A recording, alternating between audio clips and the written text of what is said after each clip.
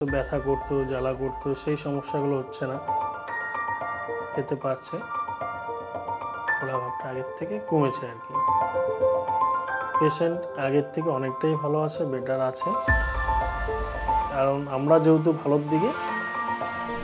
আমার নাম হচ্ছে বিকাশ দাস, আমি কোচবিহার ডিস্ট্রিক্ট থেকে এসেছি। পেশেন্টের নেম হচ্ছে সুনীতি রয়, উনি আমার শাশুড়ি মা। তো গত 4-5 মাস আগে মানে গলার একটু সমস্যা হচ্ছিল, মানে খেতে অসুবিধা হচ্ছিল। তো গলার সাইডে এই জায়গাটা একটু গুটির মতো হয়েছিল, টিউমারের মতো। তারপর ডাক্তারকে দেখানো হয়েছে আমাদের ওখানে। দেখানোর পর ডাক্তার টেস্ট ফেস্টগুলো করলো, বললো যে এফএনএসি টেস্টের মাধ্যমে যেটা বোঝা গেল যে ওনার ক্যান্সার আছে আর কি। তো অ্যালোপ্যাথি ডাক্তার দেখানোর পরে ওনারা যেটা বললো যে এখানে ক্যান্সার হয়ে গেছে, তো ওটাকে অপারেশনই করতে হবে, ঠিক আছে।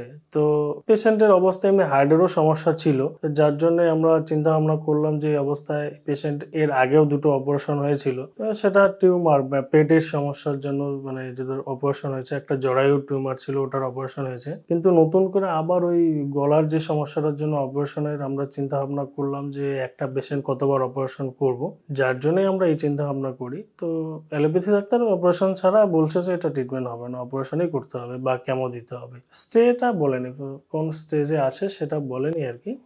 জাস্ট এটাই বলছে যে ক্যান্সার আর কি। তখন যেরকম খেতে পারছিল না, শ্বাস নিতে একটু কষ্ট মনে হচ্ছিল, ঠিক আছে। তো কোনো কিছু খেতে গেলে গলায় আটকে যাচ্ছে, এরকম কিছু মনে হচ্ছিল। এই সমস্যাগুলোই হচ্ছিল আর কি। ঠিকঠাক ঘুমোতেও পারতো না, একটু অসুবিধা ছিল।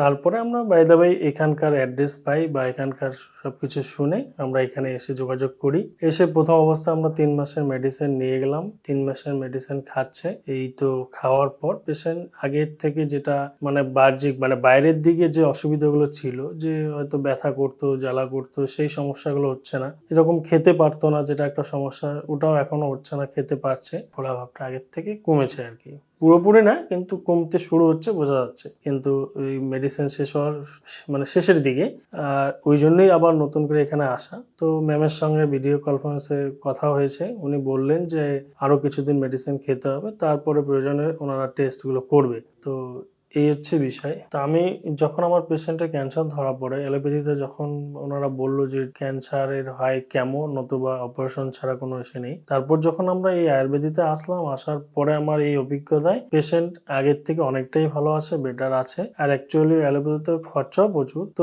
এখানেও যদিও খরচা আছে, তো সেরকম ভাবে তাও মানে ওই তুলনামূলক অনেকটাই কম যদিও। হ্যাঁ, তো সেই হিসাবে আমি বলবো যদি মানে এরকম ক্যান্সার পেশেন্ট যদি কারো আক্রান্ত হয়ে থাকে, ওনাদেরকে আমি বলবো যে এখানে এসে একটাবার দেখুক। কারণ আমরা যেহেতু ভালোর দিকে, নিশ্চয়ই ওনারাও একটু ভালো সুফল পাবে আর কি, এটাই আশা রাখছি আর কি।